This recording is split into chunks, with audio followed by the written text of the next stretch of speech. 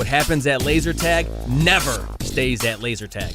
Laser Unfocused Tag Talk. Laser Unfocused Tag Talk. I feel like you could be like in Ghostbusters or something. Oh my God, you have got some stories. Let's talk about laser tag. Who knew you were a laser tag legend? Time to get laser unfocused. Tag Talk with Tivia. Welcome to Laser Unfocused Tag Talk. Hi, I'm Tivia. This is Laser Tag 101 with the pros in attendance at Amusement Expo International in Las Vegas. Here's a chance to get some laser tag education directly from the trade show floor. Let's start by asking, what is the first thing that someone should consider when they're deciding whether to install a laser tag attraction in either a new or existing entertainment business? I'm Chris Epstein. I'm with Laser Force, and I handle the business development in North America. I think the number one thing that people should gauge is, do you have a need for laser tag in your area? To me, that is an absolute yes, but it's going to vary from area to area. The second thing to do is you need to find a good space, a good size. Laser tag arenas, they come in all shapes and sizes, but we do have some basics as far as minimum footprint and things like that. So if you got the want in your market and you have a space that you know you could use, I think those are the two key things. If you have those two things, you can do it and it'll be successful. Hi, my name's Simon Willits. I'm with Zone Laser Tag. I'm the president of the USA company that manages all the different customers around North and South America. Well, probably the most important thing is, do I have the demographic available for me to make it worth my while? Am I going to get a ROI on an equipment investment that's going to cost me somewhere between $100,000 and $300,000 for that attraction? My name is Brian Sikowski. I'm the director of sales at Battle Company. I think you have to look at your space, right? We normally recommend somewhere between 125 to 200 square feet per player on what you want to do. So look at your space, how many people you can fit in there, and I think we're going to probably talk about other questions. Look at the options of the gameplay you want to know your demographics, but I think laser tag is a attraction that you can have a lot of people in at the same time, and you can make a lot of money on it. It's high throughput. If you can have 20 players out there at the same time, you're charging a good amount of money. It's a very, very profitable business. Just make sure, the one thing that I can't give you, I mean, the other companies will tell you we can give you the greatest equipment ever, but the person running the games is really important. Make sure you have a good person that's running the games, have a good MC, get those announcements out there, but give your customers an experience they'll never forget. And for an operator, if you can get 20 players in there at the same time, 10 players, it's a very, very profitable business. Mike Ewald, president of Laser Blast. I would suggest considering your space availability and your target market. A smaller children's attraction, you can work with 1,500 to 2,000 square feet. If you want to appeal to a broader audience, adults, company events, you really need more like 2,000 to 3,000 square feet as a starting point for the laser tag attraction. My name's Andrew Roth. I'm a sales consultant for Delta Strike. I'm Nate Murray. I'm also a sales consultant here in the U.S. for Delta Strike. Besides the obvious, right? Laser tag should be fun, should be profitable. The thing I like to talk to people about is maintenance, right? We need to plan for operations, make sure this laser tag stays up and running. Planning ahead to make sure we are proactive about keeping things running smoothly as opposed to reactive is a huge difference maker, I think, for that profitability and for keeping everyone happy that sometimes people forget about. Alyssa Shawman, account manager with iCombat Laser Tag. I think it's most important to consider the demographic and the market that they're operating within so that they can ensure that they're tailoring the experience to those people. My name is Brent Dyer with Art Attack, and I am the sales representative that handles all domestic, all of U.S. All right, so what you really should consider at first is, does the market require it? Is there a need for it within the market space? What you don't want to do is you don't want to build this fancy laser tag arena if the market doesn't require it or there's not a need for it. So what you need to figure out is where your competition is, where is your closest competition, is there a need in the market, and do you have the number of people to justify the throughput that you need to get your ROI. My name is Sonia Terry, and I am with the Growth Pro Group and Trainertainment. I think that the location size and how large the arena can be and the interaction to the other pieces of things that you might have in your facility can really help to balance out where you can get all ages, where different people can be engaged at all ages. Russ Van Nato with Creative Works. I'm our Director of Sales. I think one of the first things is, like with any attraction, is what are we hoping to achieve out of this? Are we trying to target a new demographic or drive a certain type of revenue? And then looking at laser tag still being the preeminent way to have large birthday parties, multiple at a time, and have that high throughput and capacity, which translates to more guests making memories as well as more revenue for the locations that are doing it. And then as we know kind of what demographic or area that we are trying to target, then making selections within the arena to be able to curate a guest experience that's really exciting and fun. So knowing what we're trying to achieve, and who we're trying to target this towards, I think is always the most critical step. So that way it will dictate all of the good choices that we want to make from there. What criteria should potential laser tag operators consider when they're shopping for a laser tag system? I think the thing that I've seen a lot lately, and when you're looking at what laser tag system is going to be right for you, is what your vision for laser tag is. If laser tag is going to be, hey, this is my staple, this is my anchor, like we're going to go all in on laser tag, you want to make sure you have something with a lot of variables for immersion and different maybe game types and just all the bells and whistles. If laser tag might be just one of many things, then maybe you want something that's just going to be streamlined, efficient, and robust that you can just count on. What criteria are important to you? So there are lots of different factors that would affect my decision over buying one particular type of equipment over another. Probably the most important thing to me would be the comfort of the system on individual players, the flexibility of the system, the look and feel of it when you're playing the game, whether or not it responds and reacts well during the gameplay, whether people can get excited about playing the game with that type of equipment, what game formats we're using, all those things are factors. Well, particularly I'd say with us, all right? I mean, you can go traditional, you can go with the modern, you can go with the tactical side. I think with us, it's know your demographics, right? If you have kids' parties, know what games to run during those kids' parties. If you're going to do corporate events, which you can make a lot of money on, make sure you're running games like Domination and VIP. We have healing in our system. So, using the system to really, benefit what your customers want, right? Give them unforgettable experiences, do the kids' birthday parties, do the bachelor parties, do the corporate parties, find the equipment that you can really diversify what you're looking to do. I mean, you can even go mobile with our equipment. So if you want to do mobile events, Halloween is an awesome time to use our equipment as well. So, find the equipment, find the connections you have, use the equipment you have to diversify your portfolio and make as much money as you can.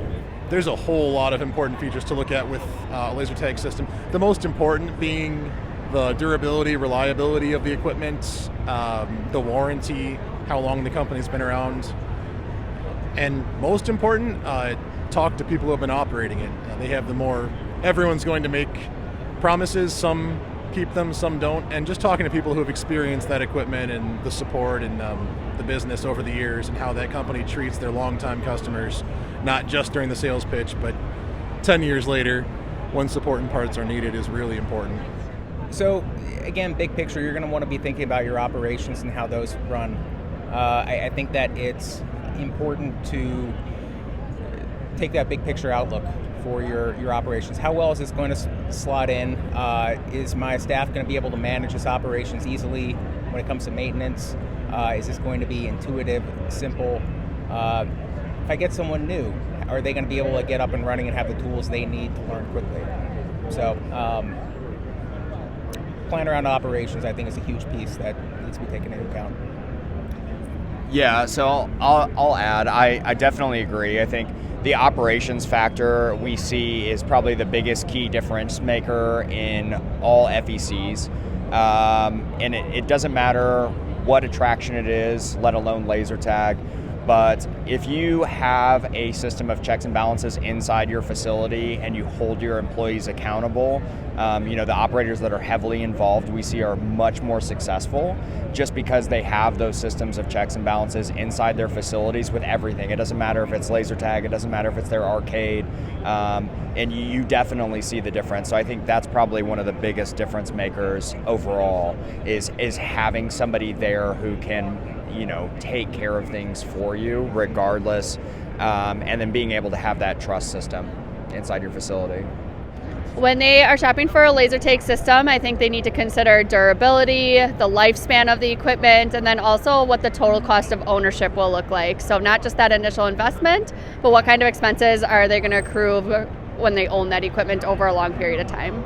Well, a lot of the same things are going to be considered, right? You're going to be looking at the fact of, one, does it justify bringing in the arena?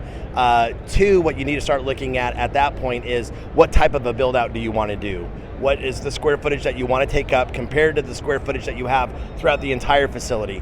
Laser tag may not work all by itself. It may work really well with other attractions.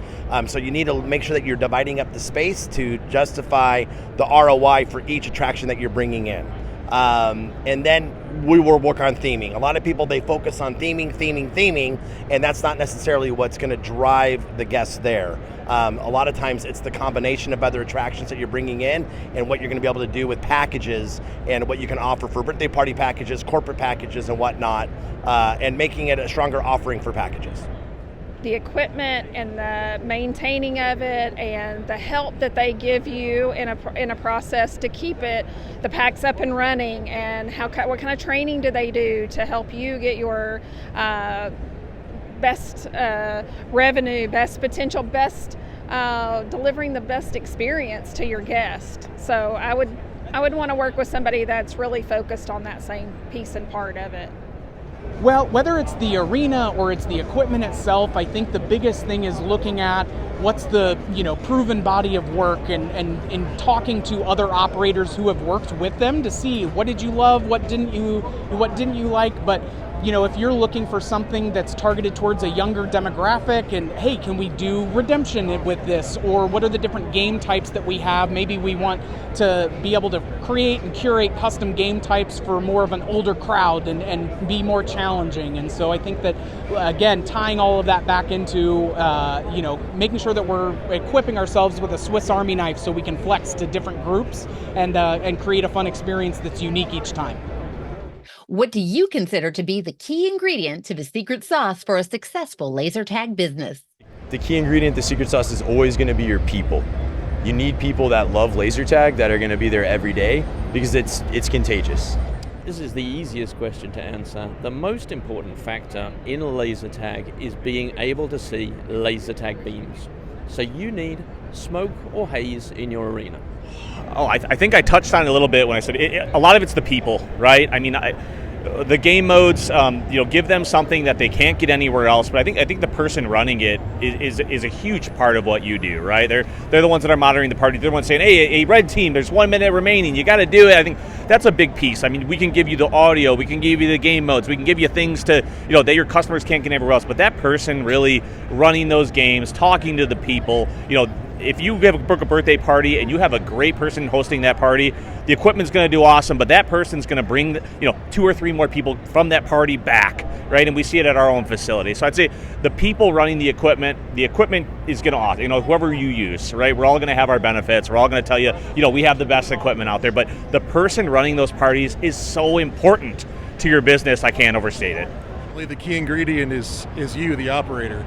Reliable equipment and a well-themed experience is necessary and will carry you pretty far, but you need staff that are going to run the attraction well, that are going to be friendly, that are going to help the guests have a good experience and customize it based on who you're taking through.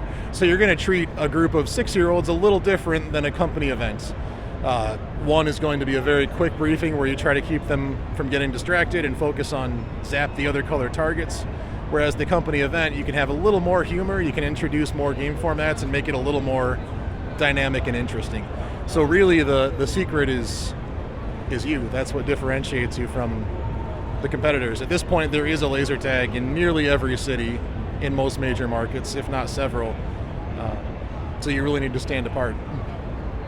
I believe, and I'm sure we probably agree here, the number one thing is support in the industry. I think the biggest sauce for any laser tag company or any company in the attraction industry is going to be how well can they support you as a customer, how well can they support your employees, how well can they support the equipment that they give you. I think that's the biggest thing. I think it's a lot of high-level operators know that. I think a lot of people who are just getting into the space are thinking about their upfront costs, they're thinking about replayability, they're thinking about throughput, how quickly they can put people through. Those are all great and they're all necessary in order to be a profitable business, right? But at the end of the day, support, I think, gets kind of left on the wayside, on the back burner thought process, but it's huge. It's a super big key to everything, because without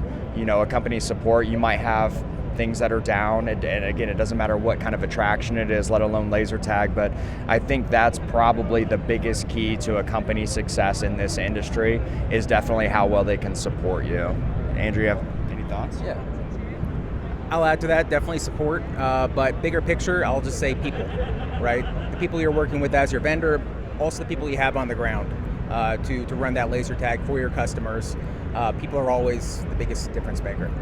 I think it's important to continually be innovative and creative with your experience, be willing to grow with your clientele, and always be updating or trying something new to always enhance that experience and bring people back through your door. All right, so the secret sauce. All right, secret sauce right here.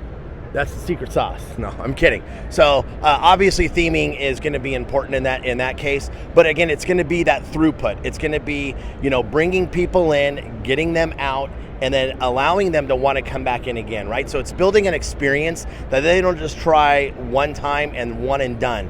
The idea is for them to come in and then want to play it again, and then want to come back again, the following weekend or the next birthday party or whatever, and want the need to play laser tag. So it's yes, it is theming, but also it's the throughput. It's how you're going to lay out the arena, your strong points. It's going to be your areas of entry, your areas of exit, and how all that works. So a lot of that is going to be kind of like worked into the deal. But then obviously theming is going to be important, right? The type of thing that you do, theme that you do.